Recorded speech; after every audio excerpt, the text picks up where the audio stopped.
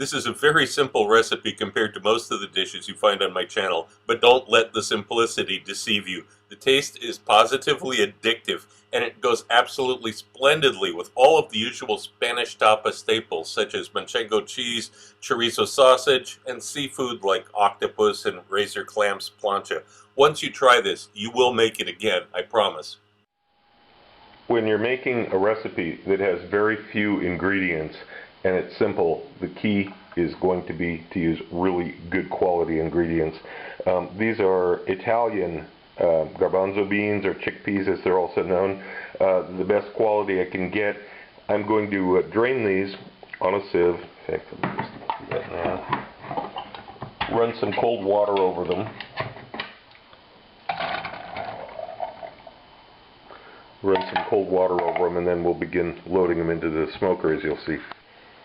In the smoker, in the bottom here, I've got a couple of big branches of rosemary, and I'm going to add just a few, maybe half a teaspoon of alder wood chips. You can use other woods. I just like alder with this. And assemble this in the usual way. I'm going to put oil down here. This.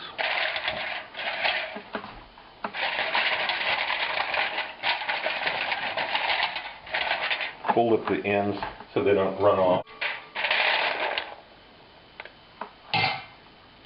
Spread them out. Okay, there's still moisture in there. Don't worry about that. It won't be a problem at all. Now we're going to begin heating good quality Russian stoves, because this is a common thing here. Have this kind of elongated burner in the corner. So I'm taking advantage of that. You put it in on maximum setting. You wait until a little bit of smoke begins to come out. Then you close it up, lower the heat, and begin counting the time. And there's the first wisps of smoke coming out of it. So I'm going to close it down all the way, lower the heat to medium, and begin counting the time.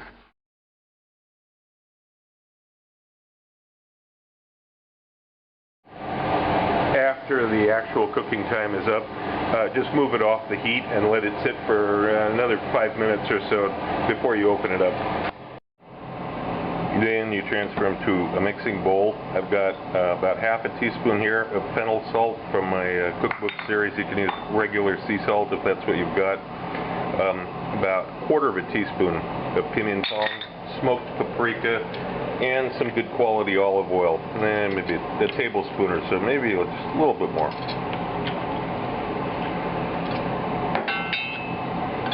And it just stir to combine. And then transfer these into oven-proof dish like this, and you roast them in the oven.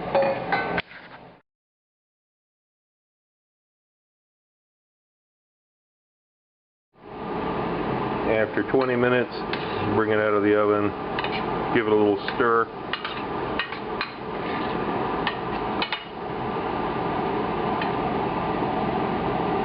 And it goes back in. While this is in the oven, take a garlic press, crush a couple of cloves of garlic, and let this stand until it comes out of the oven. This is after the second cooking time. I'm putting that garlic in. Stir this around. And the residual heat will cook the garlic. Leave it in this dish for another 10 minutes or so after you stir the garlic around. And after that 10 minutes has gone by, add a little freshly ground black pepper and a little bit of lemon juice, maybe a tablespoon or so. Give it one more stir here.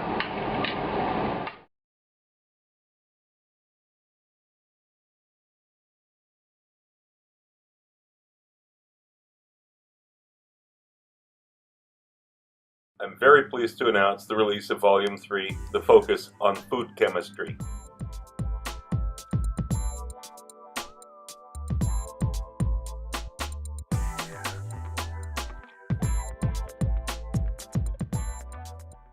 I want to clear up a few things about these 3 volumes. First, they all contain completely different information. There's no duplication, they're not revisions. When I wrote Volume 1, I had 2.5 years of YouTube videos to cover. People had been asking me for the printed list of ingredients for all of those dishes, and so I obliged.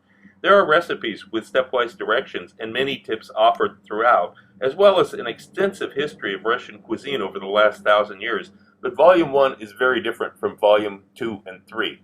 In Volumes 2 and 3, I only had about 9 months of YouTube recipes to cover in each, so I was able to provide stepwise directions for everything. In Volume 2, I included a lot of additional information about cooking and some simple examples of flavor chemistry to set the stage for Volume 3. While Volume 2 hopefully got you thinking about some of the processes that go on in cooking and how flavors are expressed and sensed at the molecular level, the topic was painted with pretty broad strokes to make it easy to digest, pun intended. Volume 3 is a milestone of the series, in which I have included an entire introductory course in food chemistry, which is why Volume 3 is about 70 pages longer than Volume 2. If you just want the recipes, that's okay too. You don't have to read the first few chapters. But if you've ever been curious about what influences tastes and flavors and the rationale for deciding cooking times and temperatures and why things taste different when they're combined in different ways, this book will answer many of those questions. It also paves the way for Volume 4, which will be next year.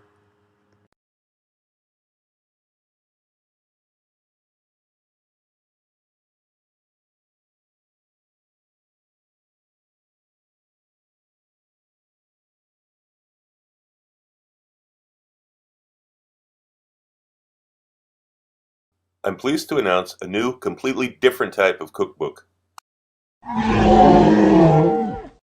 If you watch my channel regularly, you know that the recipes I present are usually centered on meat or seafood and seldom vegetarian dishes. This new book is a departure from that norm. Only vegetables, fruits, eggs, and dairy are used in dozens of recipes here. The key here is that these recipes don't taste like typical vegetarian food. This isn't a bunch of salads and bean sprouts wrapped in pita bread. These are completely satisfying, hearty dishes that use the science of food chemistry to produce meat-like aromas and flavors.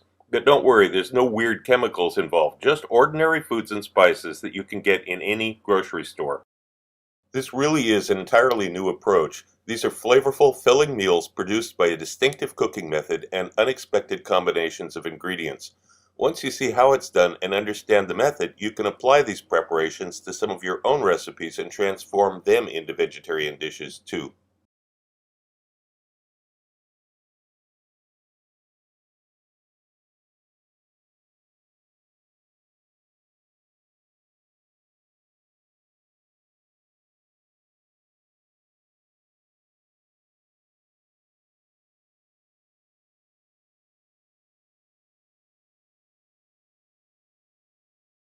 Also look for my cocktail book, Cocktails of the South Pacific and Beyond, Advanced Mixology, available through Amazon online.